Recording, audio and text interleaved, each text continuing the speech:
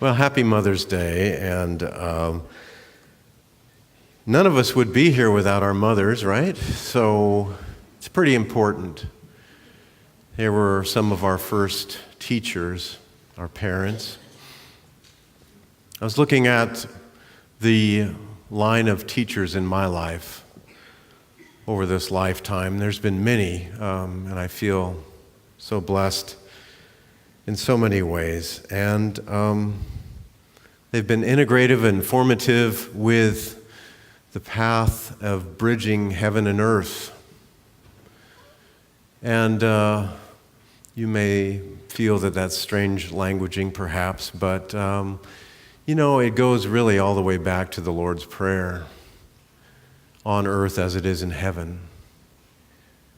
There is this prayer of clarity, an invocation, really. The Lord's Prayer is a prayer of invocation to bring more of the consciousness of what we call heaven, or spiritual essence, more into our daily lives. And if I could sum up the spiritual path, it would be right along those lines. What is that? What is heaven to us?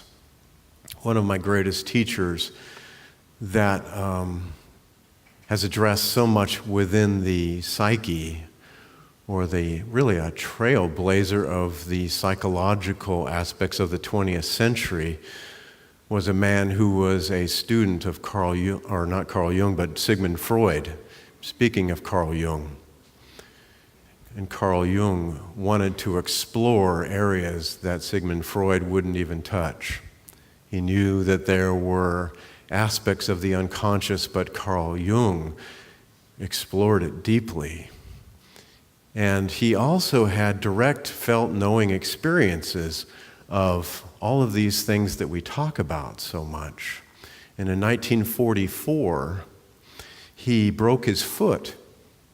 And as a result of that, he also had a heart attack, and he was in the hospital. And he started to have some very interesting experiences.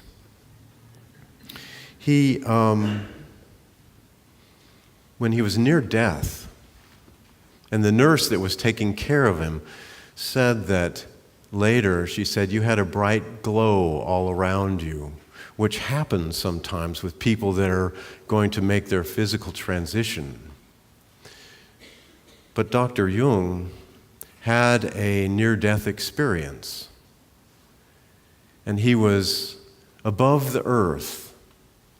This was like 13 years before the earliest Sputnik went up in 1957, but he was about 1,000 miles above the earth, and he saw Ceylon and the subcontinent of India, and he saw Saudi Arabia, and he saw the Himalaya mountains.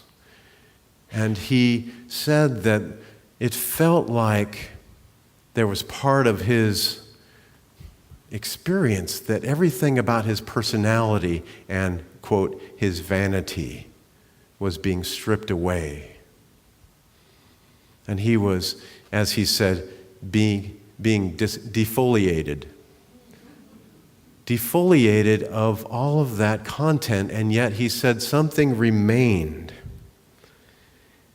He said, "I now carried along with me everything I had ever experienced or done, everything that had happened around me. It was with me. There was no longer anything I wanted or desired, but at the same time, I was what I had been and lived." At first, there was a sense of great loss, and then this became of no consequence. And then something interesting happened. Just when he was on the brink of passing to the other side, there was this feeling, it was almost like a magnet that was pulling him back by those that loved him, saying to him, "You're not done yet. Come back to the earth. Come back." And he said, "I had to come back to the system of boxes." And I remember another reading of another near-death experience where there was this person that was on the bridge of the going to the other side. And there was someone there to greet him, but stopped them and said, "No, you must go back to the world of boxes." The world of boxes. So he had a rather challenging readjustment with that whole process, because he did come back, and he lived another 18 years until 1962. But he said something very interesting. He said, "This life is a segment of an existence which is enacted in a three-dimensional box-like universe, especially set up for us." Especially set up for us. And he said, "I would have never imagined to have such an experience, that this was not a byproduct of my imagination, but it was a real, felt, knowing experience." Now, Dr. Carl Jung, if you're not familiar with him, he's one of the greatest minds of the 20th century. He contributed greatly to the understanding of the psyche, and his endeavor was to make the unconscious conscious, because he felt that within the unconscious mind, there was also the Christ. To make that come to the surface. Because sometimes we feel like we're, what's underneath all of me? It's kind of scary. Oh, I'd rather just stay within the world of boxes and not even go there. In fact, there's so much effort as we as humans to distract ourselves from understanding the self and going into those areas that we think are shadowy or troublesome. But it's a journey, really, of the spiritual warrior. And I always applaud people that are part of a New Thought environment or a teaching, because we have the will and the strength and the inquisitive nature to go there. So I would invite you to give yourself a little self-love around that, because sometimes what we experience as students of truth is that everything unlike love comes up for healing. That's a real common verbiage. I remember in being a prayer person in Silent Unity, people would say, they would call in and they say, I just don't know what's happening in my life. Everything seems to be unraveling. And I would respond by saying that everything is coming up for healing and integration and knowing, so that just on the other side of that is peace and presence and power and a feeling that we don't walk alone in this life. This has been my conscious path for 43 years now, since I was just 16 years old. It's been a heck of a ride thus far. I'll stay tuned for more adventures.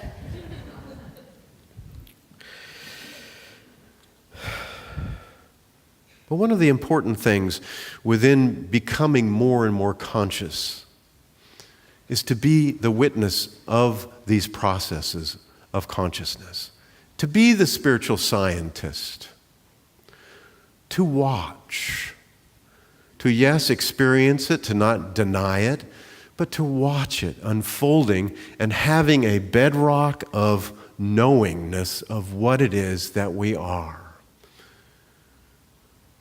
So when Carl Jung comes back to serve humanity for 18 more years, and I thought to myself when I was reading this, from Memories, Dreams, and Reflections, his autobiography, that it was all a divine setup so that he could come back and write about it and to help humanity. And I don't know about you, but to have that conscious awareness as we go through the passages of our life situation, it is so vital to have this inner knowing of what we are and who we are as really divine sons and daughters of God. That the Christ teachings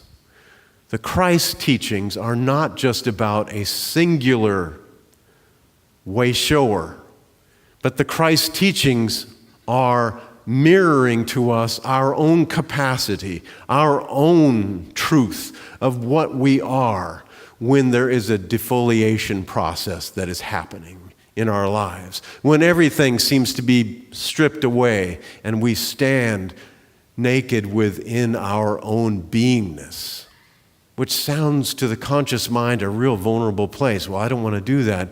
But there's so much beauty in that whole process also. And I would dare say that this spiritual community, since its inception and building in 1964, has been dedicated to that process. For all of the people that come here, that there is this foundational truth of being, and that the light within you recognizes that truth and gets to work. It gets to work within all of us. Carl Jung said after this experience, he said, "Why shy away from the word eternal? But I can describe this experience only as the ecstasy of a non-temporal state in which present, past, and future are one. The experience might best be defined as a state of feeling, but one which cannot be produced by imagination." He also stated, one is interwoven into an indescribable whole and yet observes it with complete objectivity. So my comments about this experience, both for myself, and I'm sure there's so many people in this room right now who have had, if not a near-death experience, a near and dear experience of what we are, that there is a shift that has taken place in your life, or else you would not be here working with the investigation or the inquiry of the self. And that isn't a selfish proposition. How can we serve? How can we love? How can we give to the planet and to the world if we don't know who we are? We're sheeple if we don't know who we are. And we're easily led around by our noses. Highly suggestible, highly formable by the world. And the world is really just the mind, the collective mind of agreements. And I assert that you and I are more than that. We have been given a spirit divine with which to look and see and know. That is what we are. That is what this place is all dedicated to. That's what I'm dedicated to, and that's what you're dedicated to on some level, even if it's temporarily shaded over with challenges at this time. And I would say also that this process that you and I are in of divine remembrance is about self-compassion. That here we are in this box-like life, and that we have all of this made-up content about the parameters of what it is that we think we are in order to be safe, And that's okay. That's how we can have compassion for ourselves. But not to stay there. Our humanity, our personal humanity requires the definitions. In just the last month, my wife and I have been, expansion, contraction within the boxes of our own, we need to go here and do this, and go here and do that, and get this and get that, so we can be here. But aside from all of that doing, the real reason is simply to allow life to move through us so that we can be here for you and for us to enjoy. So this whole process of inquiry is one of us allowing more and more good into our lives. It's our own quest for meaning.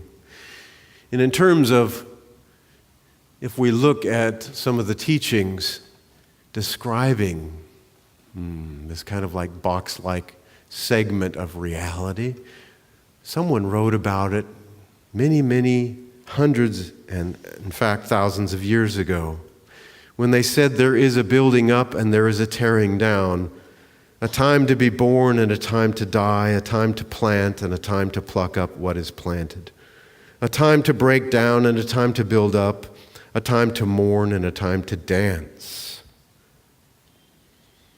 This life is very transitory and impermanent, as the Buddhist tradition would remind us. Another element of what I wanted to share with you today is a book, actually, that I'm going to be using in my class, Grounded in Eternity. It's Journey of Souls by Dr. Michael Newton. This is one of the most important books I've ever read. And I've read a lot of books. 29 case studies of people having near-death experiences, but something actually deeper.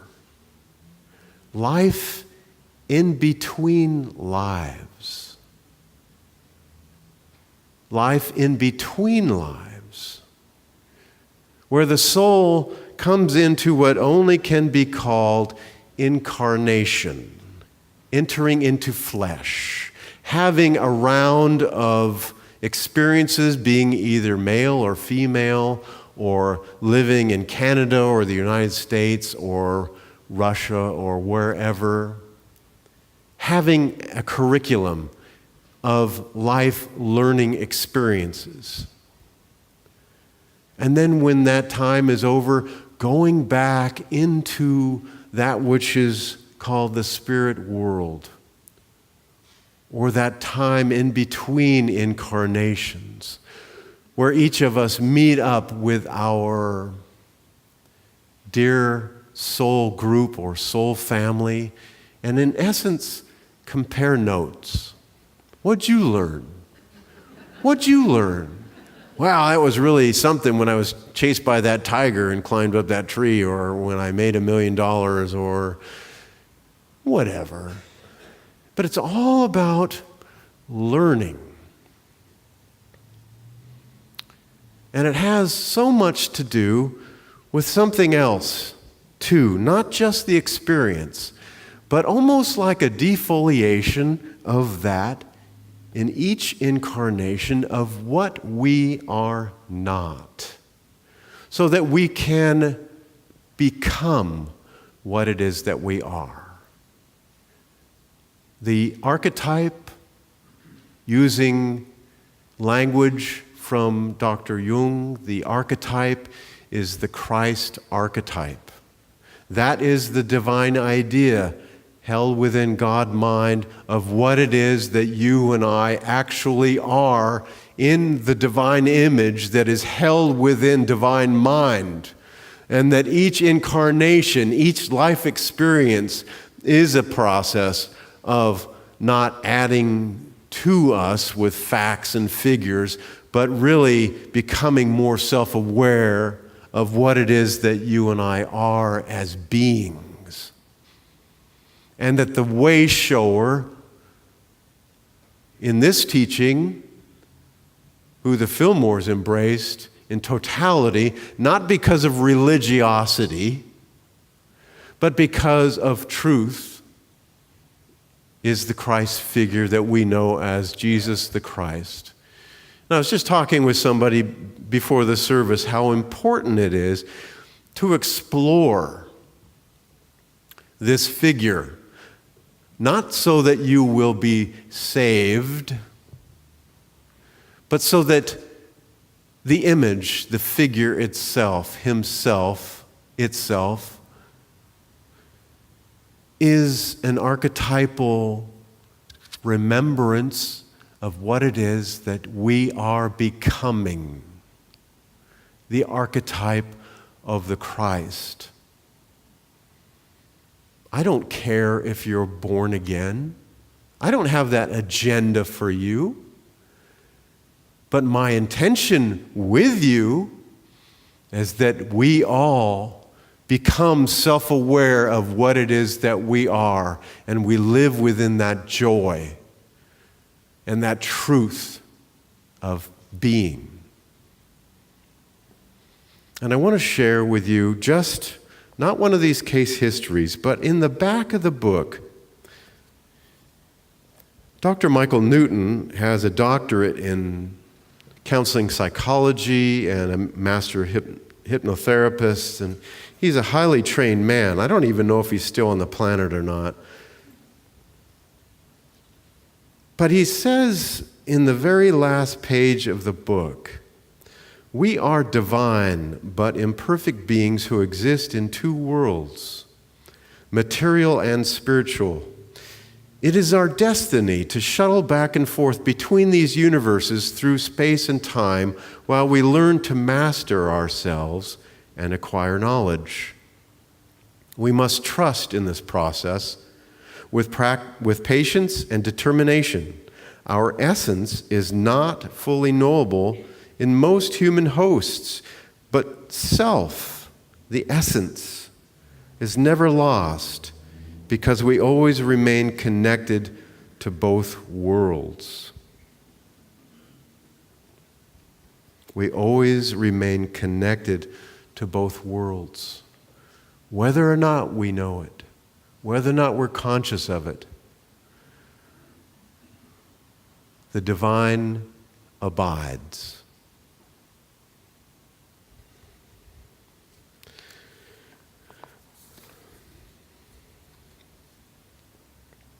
So, my mission, my joy with you is to celebrate divine remembrance, to look in your eyes, to be with you, and see the divine being that you are, even when you or I forget, because we do forget. But that's one of the beautiful things about this place and this whole intention is to remember. Remember who we are.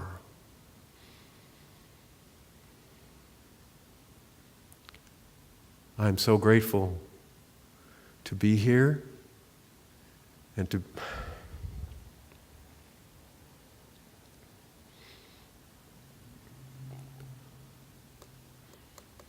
be part of this with you in our own journey of souls. Thank you.